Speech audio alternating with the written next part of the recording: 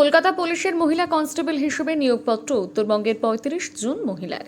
তাদের মধ্যে ৩২ জন কোচবিহারের এবং বাকি ৩ জন আলিপুরদুয়ার জেলা থেকে রয়েছেন। এই মহিলা কনস্টেবলরা চিলা রায় পাঠশালা থেকে প্রশিক্ষণ নেয় ২০২২ সালে। ওই মহিলাদের কোচবিহার জেলা পুলিশের পক্ষ থেকে সম্বর্ধনা দেওয়া হয়। এদিন কোচবিহার পুলিশ লাইনের কনফারেন্স হল ঘরে সম্বর্ধনা অনুষ্ঠানের আয়োজন করা হয়। এদিনের এই অনুষ্ঠানে উপস্থিত ছিলেন কোচবিহার পুলিশের সুপার দ্যুতিমান ভট্টাচার্য সহ পুলিশের অন্যান্য আধিকারিকেরা। যে এই আমাদের কমিউনিটি পুলিশিং উদ্যোগ যেটা চিলা রায় পাঠশালা, সেটা 2019 সাল থেকে চলছে। এতে বিভিন্ন পরীক্ষার যে মক ইন্টারভিউ বা এরকম ট্রেনিংগুলো আমরা দিয়ে থাকি।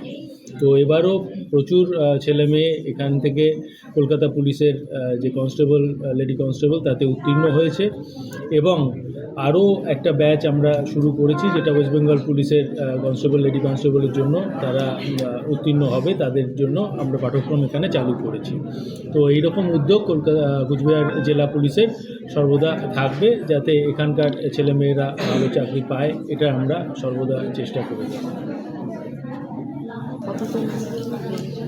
আমি চিলা রায় পাঠশালার নতুন স্টুডেন্ট। আমি ডাব্লিউপি লেডি কনস্টেবলে পাস করেছি এবং এখানে এসেছি আজকে আমার সেকেন্ড ডে।